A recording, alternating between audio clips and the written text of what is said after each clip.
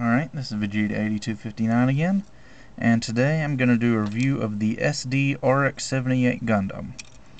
And he looks kind of strange right now, because I figured I'd show you what he looks like without his armor first, because his armor's a lot easier to put on than it is to take off. So, yeah, this is pretty much what he looks like without his armor. One of the few SD kits that actually has removable armor. And I wish they would do this more because I think it's really, really nice. It gives it kind of a master grade feel to the kit. Anyway, the little shoulder panels flip up and down, so he's got internal stuff on the shoulders. The chest plate comes off and you can see internals there. And almost all of the armor comes off of the head, so you can see all this nice stuff on his head, but the faceplate doesn't come off. Well, I guess you could take it off, but there's nothing really behind it. Anyway, so now that you've seen the inside stuff, let's put his armor back on and actually get into the review. I'll do his body first. For the shoulders, you just flip those down. There's a little hinge right there.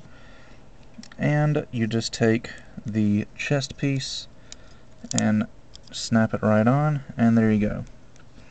And actually the head has a nice little feature where the armor parts have pegs on them that you can fit into different parts of the head and give it kind of a full open mode, almost like what you get with the perfect grade RX-78. So you could have them displayed like that with the top pulled up and the side panels open.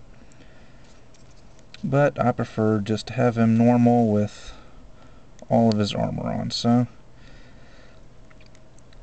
and the fact that I painted this kit really doesn't help taking the armor on and off, because a good layer or two of paint really makes the parts stick together really tight. So if you're going to paint it, you're going to have to be careful with this. Get this top piece on, and there we go. Alright, now the colors on this are obviously a little bit different, and if you don't know what the original RX-78 is supposed to look like, then you'd probably need to study up on Gundam some more. But here is what he looks like in his original color scheme, the standard red, white, blue, and yellow with gray joints. But I went with kind of a custom color scheme. It's almost reminiscent of the, what was it, the 10th anniversary Master Grade RX-78 kit that Bandai released a few years ago. But I think they might have saw pictures of this I put on the internet and copied it, because I'd painted this before that came out, but anyway, I'm joking. Anyway, he does come with several accessories. In fact, I'm going to get into those next. I'll do articulation first. His head is on a polycap, so it can rotate 360, and it can tilt up and down just a little bit.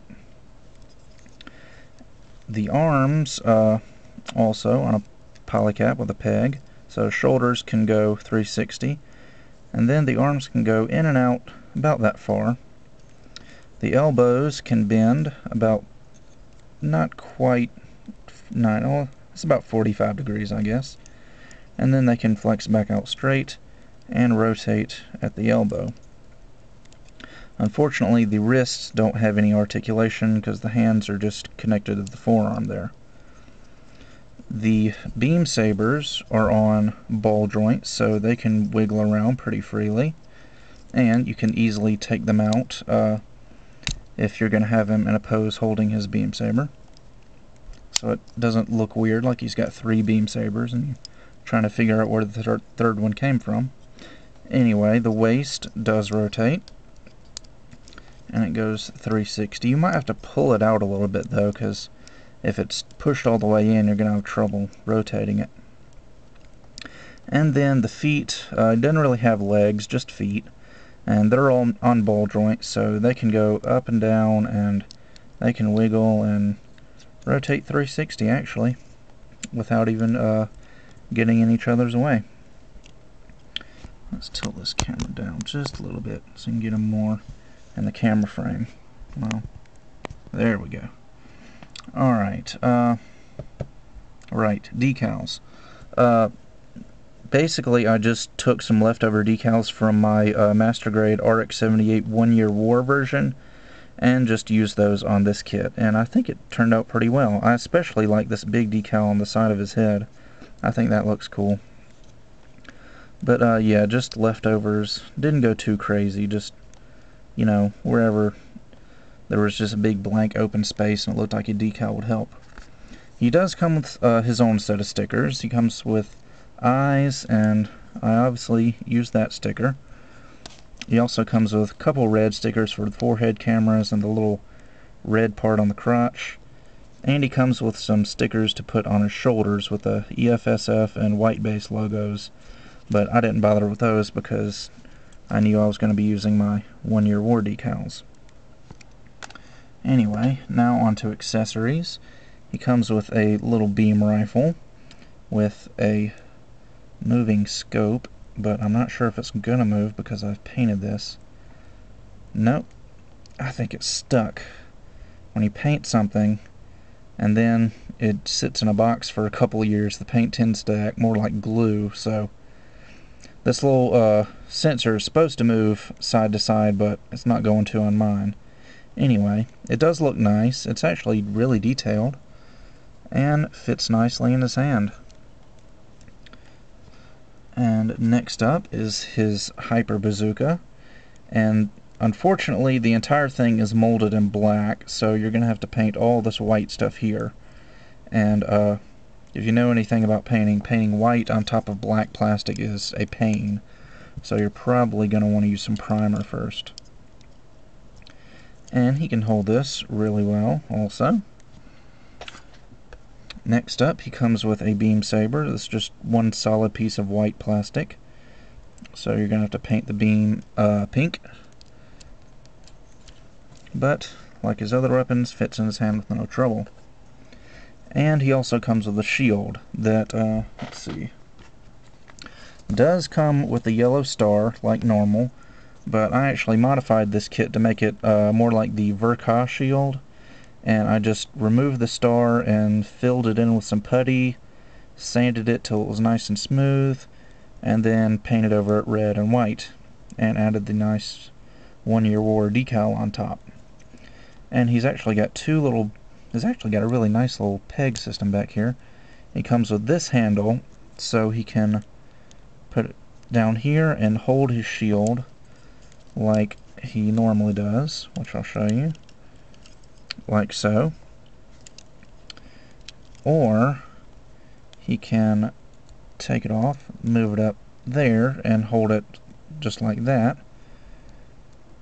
And he can, flip it around, use it for the other hand. Or you can flip it down sideways, mount it like that. It's got a little peg right there to go with this hole on his backpack, so that you can mount it on his back like so. And two more accessories. He does come with a SD core fighter, which I didn't paint except for this one little patch I did with a white Gundam marker. Obviously didn't turn out very well. But yes, actually nice detailed little SD core fighter, and it's really small in comparison with him, as you can see. But it's cool because you can take the wings off and replace them with this piece, so it looks like the wings are now folded up. And then he comes with the big part for the jet core booster. I think that's what it's called. And you can connect it to make the big version. And this part's molded in white, the bottom part's molded in black. And here you can see a great example of what I was talking about earlier, white paint on top of black plastic. Doesn't really match up with the white plastic very much, does it? Anyway, that's pretty much it for this review.